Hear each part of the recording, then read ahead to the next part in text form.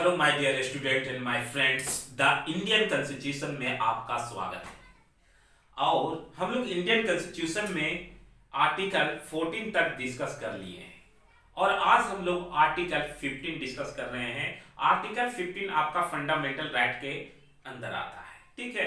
तो आर्टिकल 15 हम लोग डिस्कस कर रहे हैं। बोलते हैं आर्टिकल 15 क्या कहता है, से टू आर्टिकल 15, ठीक है, provide discrimination on ground religious, caste, lineage, gender, birth. ये 5 आधार पे आप किसी भी व्यक्ति से भेदभाव नहीं कर सकते हैं, किसी भी स्थान पे भेदभाव नहीं हो सकता है, ठीक है। ना इंडियन लॉ में भेदभाव हो सकता है, न ही पब्लिक प्लेस में भेदभाव हो सकता है, न ही स्कूल में हो सकता है, नहीं टेंपल में हो सकता है, नहीं आपका मस्जिद में, किसी भी चर्च में कहीं भी भेदभाव नहीं हो सकता है। मैं हिंदू हूं, आज भी चर्च में चला जाता हूं दिन दहाड़े, ठीक है। कुछ लोग मुस्लिम है फिर भी आपका टेंपल में चले आते हैं, किसी तरह का कोई भेदभाव नहीं किया जा सकता है।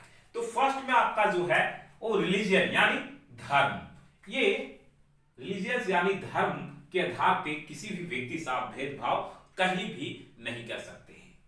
कास्ट यानी जाति, जाति के भी आधार पे आप किसी भी व्यक्ति से भेदभाव नहीं कर सकते हैं। जैसे अगर इंडियन लॉ जब बना उससे पहले आप जानते थे कि एक साथ सभी बच्चे बैठकर शिक्षा ग्रहण नहीं कर पाते थे। वहां पे कुछ रूल होता था कि ये ब्राह्मण और क्षत्रिय या बड़े लोग, बड़े कास्ट के लोग ही शिक्षा ग्रहण कर सकते हैं। अगर किसी नीच दलित को शिक्षा ग्रहण करना है तो वो स्कूल से बाहर बैठ के शिक्षा ग्रहण कर सकते हैं, उनके लिए अलग स्थान होता था। पानी पीने की जहां तक बात आती थी तो उसको कोई स्वर्ण जाति के लोग ऊपर से पानी इस तरह करके गिराते तो गरीब जो दलित बच्चा वो नीचे से पीता था, मतलब उसके लिए। लेकिन अभी ऐसा कुछ नहीं है। आप स्कूल में जाइएगा तो सबके लिए एक बेंच में आपको 4 तरह का लड़के बैठे हुए मिलेंगे। क्षत्रिय से भी मिलेंगे, ब्राह्मण से भी मिलेंगे, वैश्य से भी मिलेंगे और शूद्र से भी मिलेंगे। ये जाति के आधार पे भेदभाव नहीं हो रहा है, ये सारे इक्वल हैं, समझ रहे हैं ना। तो यही था आपका जाति के आधार पे, किसी लीनेज वंश के आधार पे भी आप किसी से भेदभाव नहीं कर सकते। कैसे, मान लीजिए आपका दादा परदादा, हम सिंपल भाषा में आपको समझाने की कोशिश कर रहे हैं। आपके दादा परदादा अगर डाकू रहे, ठीक है, चोर रहे, तो आपको जो है से आपको भी लोग कहेंगे कि ये चोर है। नहीं, आप इंडियन सर्विस नहीं कर सकते या कहीं पे वर्क नहीं कर सकते हैं, नहीं। आप इंडियन सर्विस कर सकते हैं अगर आपके दादा या आपके खानदान के कोई भी वंश में कोई भी लोग बहुत बड़ा क्रिमिनल रहे हो, लेकिन आप पढ़ लिख के एक अच्छे व्यक्ति बन गए हो, ठीक है, और आप इंडियन सर्विस करना चाहते हैं तो आप वहां पे कर सकते हैं। आपको इंडियन लॉ किसी भी तरह से आपको रोक नहीं सकता है, क्योंकि बोलता है कि उसके दादा बुरे हो सकते हैं, उसके पापा बुरे हो सकते हैं, उसके बेटा बुरे नहीं है, क्योंकि आपका जो है सर्टिफिकेट देखा जाएगा, चरित्र प्रमाण पत्र जो होता है वो आपका देखा जाएगा, आपका वंश का नहीं। तो वंश के आधार पे किसी भी व्यक्ति से आप भेदभाव नहीं कर सकते, ठीक है। अब आप मान लीजिए कि हमको नौकरी होने वाला है और वहां पे हम चले गए, ठीक है। इंडियन लॉ में तो ऐसा कुछ भी नहीं है, लेकिन आज भी बहुत जगह ऐसे लोग बैठे हुए होते हैं कि जानबूझ के, अरे इसका पापा तो बहुत बड़ा क्रिमिनल था, ये कैसे यहाँ पहुंच गया, इसको भी क्रिमिनल बना दो, और किसी ना किसी बहाना से उसको टॉर्चर करके बाहर कर दिया जाता है। जबकि इंडियन लॉ में इस तरह का कोई भी प्रोवाइड नहीं है कि वंश के आधार पर उसके साथ भेदभाव किया जाए।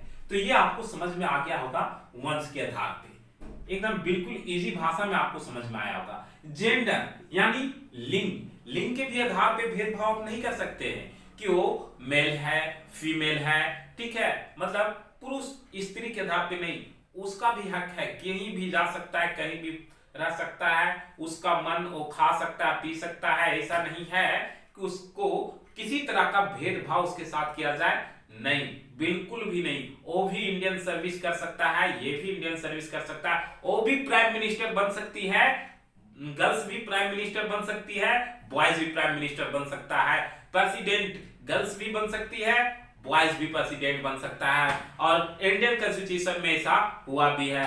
आपको बता दें फर्स्ट महिला प्रेसिडेंट बनी थी ना श्रीमती प्रतिभा सिंह पाटिल। इन प्राइम मिनिस्टर भी बन चुकी है श्रीमती इंदिरा गांधी। तो कहने का मतलब है कि इंडियन लॉ जो है से लिंग के भी आधार पे किसी तरह का भेदभाव नहीं करता है। ठीक है, आपको ये याद रखना होगा। बर्थ प्लेस, जन्म के स्थान के आधार पे भी आप किसी से भेदभाव नहीं कर सकते हैं कि वो बिहार से आया है तो झारखंड में नौकरी नहीं कर सकता है, झारखंड में किसी तरह का वर्क नहीं कर सकता है, झारखंड में घूम नहीं सकता है।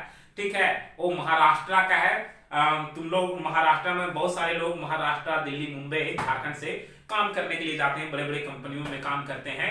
तो वहां पे ऐसा एक भी प्रोवाइड नहीं किया जा सकता है कि आप झारखंड और बिहार से आए हैं, महाराष्ट्र में आपके लिए कोई स्थान नहीं, आप काम नहीं कर सकते, आप यहां नहीं रह सकते। ऐसा किसी तरह का भेदभाव आपको जन्म के स्थान पे नहीं किया जाएगा। ये आपको पांच प्रोवाइड डिस्क्रिमिनेशन है ऑन ग्राउंड्स पे जो आपको याद रखना होगा। ठीक है, कुछ यहां पे छूट भी, आरक्षण भी दिया जाता है। ठीक है, कुछ आपका आरक्षण भी दिया जाता है। ठीक है, ये आरक्षण जैसे कहां पे दिया जाता है वो आपको हम बता दे रहे हैं।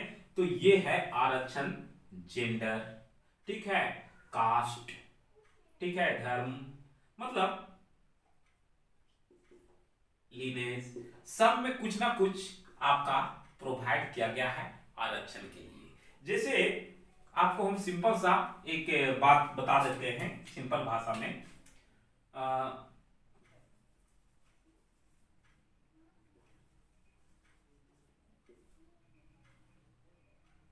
हैवी वर्क, ठीक है,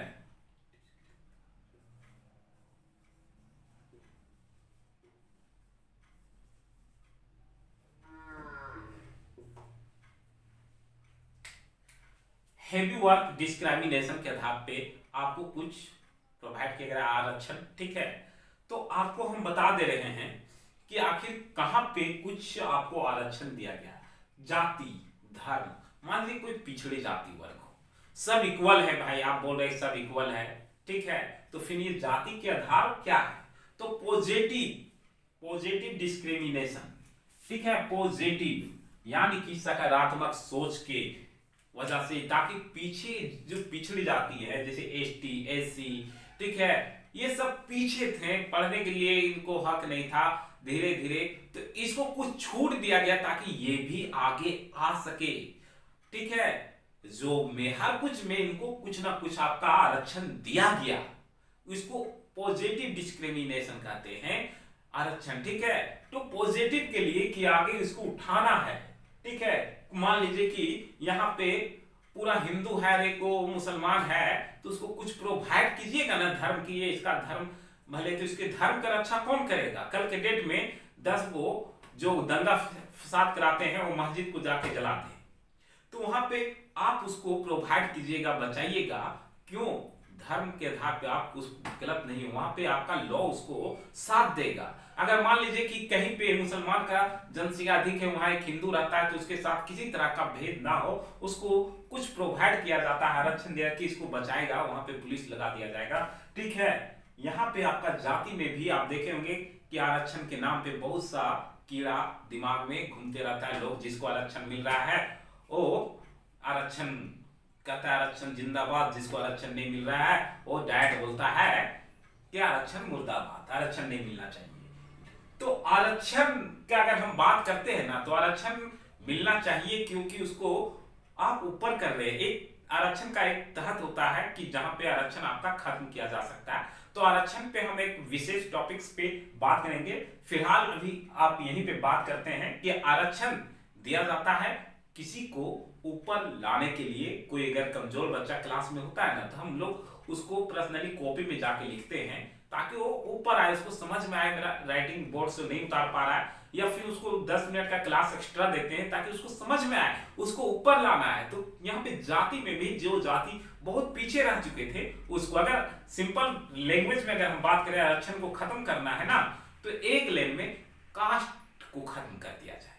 जब कास्ट ही नहीं रहेगा तो आरक्षण के लिए कोई लड़ाई नहीं करेगा। लेकिन जेंडर के नाम पे, मान लीजिए जेंडर के नाम पे आपको कहीं पे हैवी ड्यूटी का, रात का ड्यूटी हो, या कहीं दंगा फसाद हो गया, ठीक है, अब दंगा फसाद हो गया है तो वहां पे भी आगे कर दिया जाता है मेल, ठीक है, मेल फोर्स को, ठीक है, जो आपका पुरुष सिपाही होते हैं वो आगे भेज जाता है पुरुष सैनिक को, ताकि वो रोक पाए, या जहां पे डेंजरस जोन होते हैं, ठीक है, डेंजर जोन, वहां पे भी जाके जो है आपका पुरुष सिपाही को, सैनिक को भेज दिया जाता है, महिला को वहां पे, या रात का कुछ ऐसा डेंजर जोन पे ड्यूटी होता है जहां पे महिला को नहीं भेजा जाता है, पुरुष सैनिक को भेजा जा सकता है।